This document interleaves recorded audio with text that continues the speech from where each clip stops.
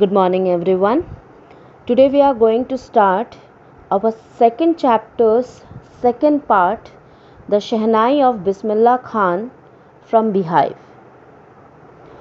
First, a short summary I'll give you. Then, after that, we will go through the lines. This chapter throws light on the origin of Shehnai and the life of Shehnai Maestro, Bismillah Khan. Bismillah Khan is the greatest player of Shehnai today. He has received Bharat Ratna, the highest civilian award.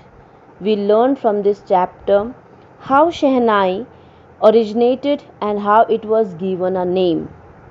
We also learn about Bismillah Khan's childhood, his dedication to music and his love for India in general and for Banaras in particular. A musical instrument called pungi was banned by Emperor Aurangzeb for its shrill, unpleasant sound.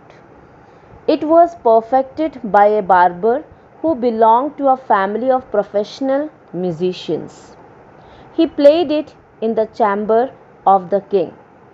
Its sounds was appreciated by the emperor. Since it was born in Shah's chamber and perfected by a Nai, it was named Shehnai. In the beginning, it was played in the temples before the images of gods and goddesses. It was played on every auspicious domestic occasions too. Gradually, it became popular. Ustad Bismillah Khan belonged to the Banaras Gharana. He was born in 1916 at Dumrao in Bihar. As a 5 years old boy, he played gilli danda near a pond. He used to visit Biharji temple and sing Bhojpuri chaitya there. He would earn a big laddu from a local Maharaja as a prize. At the age of 6, he moved to Banaras. His uncle Ali Bux introduced him to the nuisance of playing Shehnai. He was deeply devoted to music. He used to spend most of his time practicing on the bank of the river Ganga. The themes of his music are deeply affected by the flowing water of the Ganga.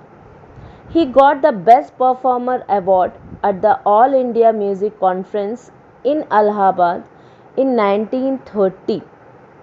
In 1937, he bagged 3 medals at a music conference in Calcutta. He was invited by Pandit Nehru to play the Shehnai from the ramparts of Delhi's Red Fort in 1947. He won many international awards as well. Bismillah Khan is very fond of Banaras and Dumrao. He declined an offer from one of his students to settle in the United States. He ventured into the celluloid world too. He gave his music in 2 movies, but the artificial world of cinema could not attract him. For him, music is God and music is his soul. So, next, move to the lines according to the story about Bismillah Khan. The Shehnai of Bismillah Khan, history of Shehnai. Here we are going to discuss history of Shehnai. Emperor Aurangzeb banned the playing of pungi in the palace. The reason was that it had a sharp and unpleasant sound. A barber thought to remove it. He chose a pipe with a natural hollow stem. He made 7 holes in its body. He played on it, closing and opening some of these holes. It produced a sweet sound. He played it before the royalty. It needed a name, so it was named after the player. He was a Nai. Nai means barber. It was first played in the Shah's chambers. Shehnai and Bismillah Khan. The sound of the Shehnai was considered auspicious, so it played in temples and at weddings in North India. Earlier, it was a part of the traditional music groups. Ustad Bismillah Khan has brought it into the classical stage. Now we are going to talk about Bismillah Khan's childhood. As a 5-year-old, Bismillah Khan played a gilli danda near a pond in Dumra in Bihar. He would go to the nearby Biharji temple. Here he would sing the Bhojpuri Chaitya. At the end, he would earn a big laddu weighing 1.25 kg. It was on behalf of the local Maharaja. This happened 80 years ago. This little boy later earned the Bharat Ratna. It is the highest civilian honor. Now we are going to talk about Bismillah Khan's birth and parents. Bismillah Khan was born on March 21, 1916 in a family of musicians in Bihar. His grandfather Rasul Baks Khan was the Shehnai Nawaz of the Bhojpur's king court. His father Paigambar Baks and other ancestors were great Shehnai players. Bismillah Khan, the young boy, took to music early in life. At 3, his mother took him to his maternal uncle's house in Banaras. He was attracted towards his uncle's practice, the Shehnai.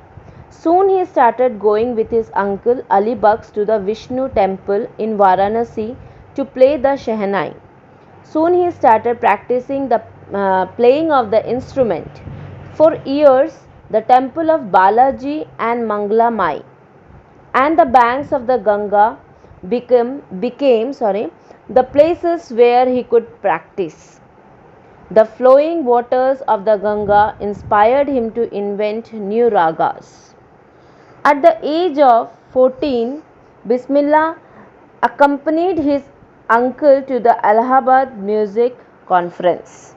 The opening of the All India Radio in Lucknow in 1938 became a big break for him. He became a Shehnai player on radio. Bismillah Khan became the first Indian to greet the nation with his Shehnai on August 15, 1947. He played Rag Kafi from Red Fort to people like Mahatma Gandhi and Pandit Jawaharlal Nehru. Bismillah Khan has given many memorable performances both in India and abroad. His first trip abroad was to Afghanistan. King Zahir Shah was deeply impressed by his Shehnai. He gave him priceless Persian carpets. Film director Vijay Bhatt was greatly impressed. He named his film Goonj Uthi Shehnai after the instrument. The film was hit and his composition Dil Ka Khilona Hai Toot Gaya became a record breaker.